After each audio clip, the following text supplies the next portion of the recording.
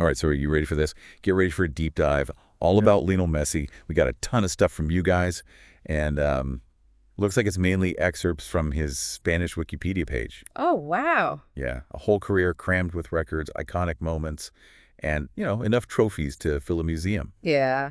So are we ready to uncover some hidden gems in the story of arguably the greatest footballer of all time? Absolutely. What's so fascinating about Messi, it's not just the sheer number of goals or awards, it's how his story intersects with, the history of the sport. Argentine identity even sparks those debates about, sporting ethics. Okay, so let's unpack this. Right. Let's start with his early years. Sure.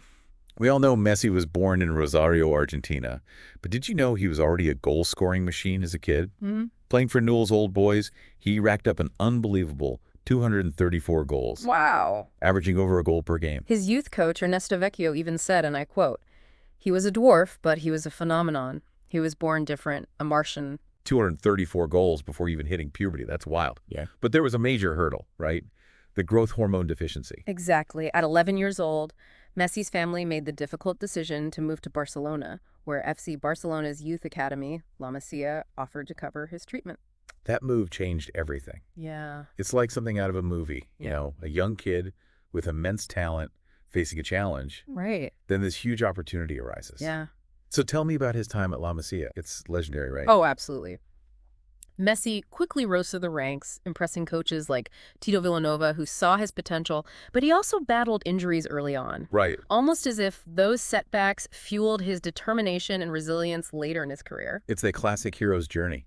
Yeah. You overcome adversity to reach greatness. Right. And of course, he obtained Spanish citizenship in 2005, which was crucial for him to play in La Liga. That's a key point. Yeah. Without that citizenship, who knows how his story might have unfolded. His La Liga debut was in October 2005 against Zaragoza, and that same year he scored in his Champions League debut against Panathinaikos. Wow. But remember, there were legal challenges surrounding his inclusion in the team. Yes, the regulations surrounding non-EU players. Yeah. Barcelona really fought for him, recognizing his unique talent. Absolutely. And then in 2007, he scores that goal against Getafe.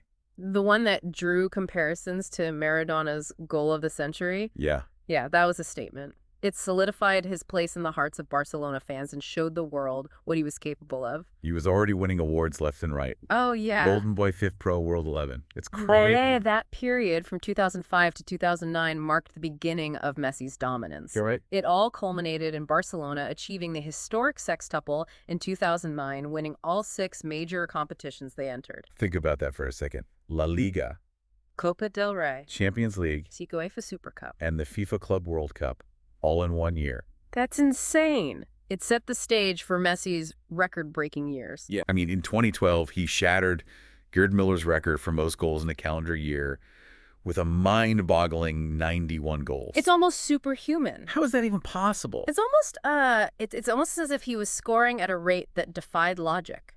Think about it. To break a record that stood for 40 years is remarkable. It wasn't just about individual brilliance. Right. It was his positioning, his movement, his ability to find space in the most congested areas. And it wasn't just a flash in the pan. Right. He went on to become Barcelona's all-time top scorer in La Liga, surpassing Cesar Rodriguez. Wow. And then he became the highest-scoring Argentinian player in history, Yeah. surpassing even the legendary Di Stefano. It's not just about the numbers, though. It's the way he achieved them, his style of play, his dribbling skills, his vision. Right. It was mesmerizing. People weren't just watching to see if he'd score. Right. They're watching to see how he'd score. Yeah. It's like watching a magician on the pitch. And then there were the Ballon d'Or awards. Oh, yeah. 4 in a row. From 2009 to 2012. No one had ever done that before. It sparked a debate about Messi dependencia. Messi dependencia. Yeah. I love that word. Yeah. So tell me, was it a good thing or a bad thing that Barcelona relied on him so heavily? It's a complex issue. Some saw it as a weakness, while others saw it as a testament to his ability to carry a team. Right. It's a question that follows him throughout his career. Yeah. Is a team stronger because of him, or are they too reliant on his individual brilliance? It's like that age-old question. Yeah. Individual talent versus team cohesion. Right. But Messi didn't stand still. No. He shifted back to the right wing, forming the devastating MSN trio with Suarez and Neymar. the MSN trio, they were a force of nature. Their chemistry on the field was electric. They weren't just scoring goals. They were dismantling defenses with their fluid, passing off the ball movement and telepathic understanding of each other's game. They were pure entertainment, a Mm. joy to watch. Mm. But even in his later years at Barcelona, there were challenges. Yeah. His departure in 2021 was a heartbreaker for fans. It was, What happened there? well, it was a confluence of factors. There were financial troubles at the club, disagreements with management, and a sense that Messi's era at Barcelona was coming to a natural end. Right. His emotional farewell speech really captured the heartbreak of the moment, both for him and the fans. Yeah, it was a tough watch. Yeah, It felt like the end of a chapter, a very successful chapter. right. But speaking of chapters, let's talk about his move to Paris Saint-Germain. Was it a smooth transition? Not entirely. His first season at PSG had its ups and downs. He was adapting to a new league, new teammates, a new style of play. Right. But even with those challenges, his talent was evident. He still managed to win the League One title, with PSG adding another trophy to his collection, and then boom, he wins his 7th Ballon d'Or in 2021. That one sparked some controversy, though, didn't it? It did. Some felt other players, like Robert Lewandowski, had a stronger claim that year. Lewandowski had an incredible season, winning the Bundesliga, breaking Gerd Miller's single-season scoring record, and winning the European Golden Shoe. It highlighted how subjective these awards can be. Yeah, it's always a tough call, especially when you have multiple players performing at such a high level. Yeah. But it's also a reminder that individual awards are just one part of the story. Absolutely. And for Messi, there's a whole other dimension to his career, his journey with the Argentinian national team. Oh, yeah. That's a story filled with both triumph and heartbreak. Oh, yeah. I remember his debut with Argentina. Oh, yeah. It was a bit of a disaster, wasn't it? It wasn't the fairy tale start he might have hoped for. He was subbed in during a friendly against Hungary, touched the ball a few times, and then received a red card for a foul. A red card on his debut. Oh, wow. Talk about pressure. Yeah. But he didn't let that define him.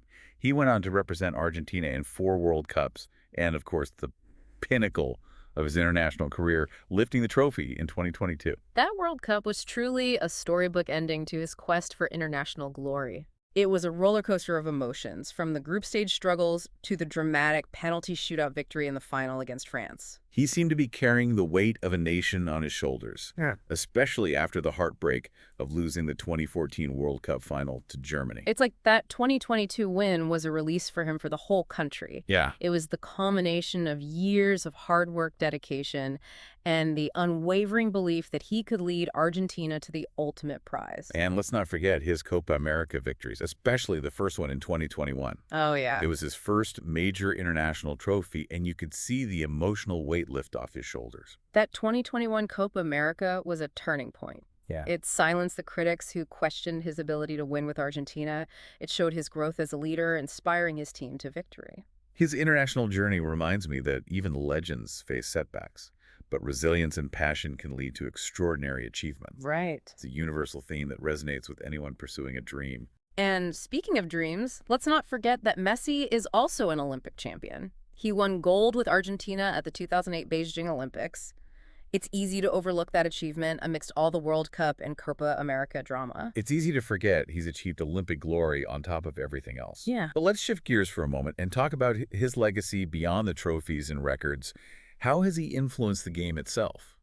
Messi's impact on football is profound. He redefined the false nine position, Right. showcasing a unique blend of playmaking and goal scoring that has inspired countless young players. So the false nine is... The false nine is a central attacker who drops deep, drawing defenders out of position and creating space for teammates. Messi's interpretation of this role was masterful, and it's been emulated by players worldwide. He's like a footballing Picasso painting masterpieces on the pitch. Yeah. His dribbling, his vision, his passing, it's like he's operating on a different level. He's a true artist on the pitch, and his style of play has revolutionized the game.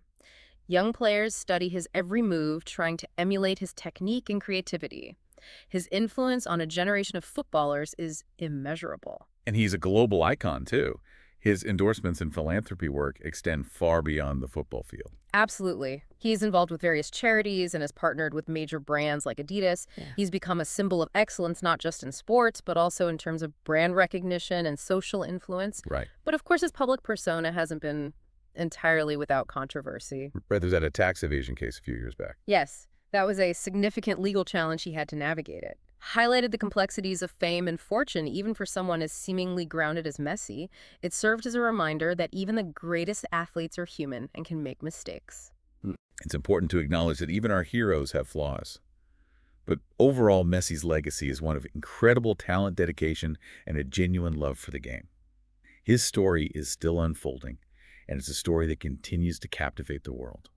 Okay, so we've gone from those early days in Rosario all the way to his current stint in Miami. We've talked about records, those magical moments on the pitch, the highs and lows of his international career. But there's one detail in your research that I just have to bring up. Hmm. 1,000 goals. It's a staggering achievement, isn't it? I mean, Messi joined that elite group of players who've scored over 1,000 goals in their careers back in 2018. It speaks to his longevity, his consistency, and just his pure love for the game. 1,000 goals. That's like scoring a goal every other day for 6 years straight.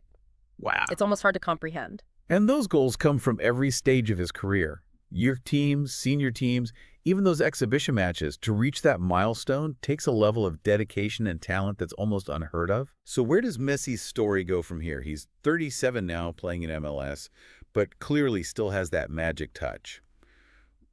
What do you think the future holds for him? It's hard to predict, isn't it? But I think it's safe to say that Messi's hunger to compete and win hasn't diminished. Right. Whether he stays in Miami, makes a surprise return to Europe, or takes on a completely new challenge, I have a feeling he'll continue to defy expectations. I agree. And his move to MLS has already had a huge impact.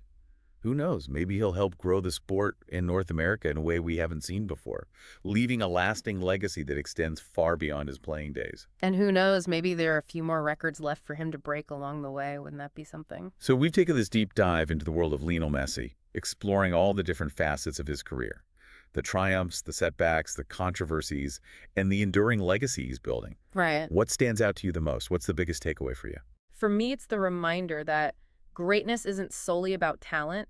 It's about relentless hard work, resilience in the face of adversity, and an unwavering passion for what you do. Messi faced challenges and doubts throughout his career, but his love for football always shone through, and that I think is a powerful lesson for all of us, no matter what our goals may be. Beautifully put. This deep dive has only scratched the surface. Yeah. There's so much more to discover. Articles, documentaries, interviews, all those magical goals captured on film. Right. Go watch those highlights, explore the controversies, delve into the tactics and techniques, Yeah. form your own opinions about this extraordinary player, and consider how his journey resonates with your own life. Yeah. It's a story that offers valuable lessons about ambition, perseverance, and the power of chasing your dreams no matter how big or small. Absolutely. That's a perfect note to end on. Thank you for joining us on this incredible journey through the career of Lionel Messi. Until next time, keep exploring.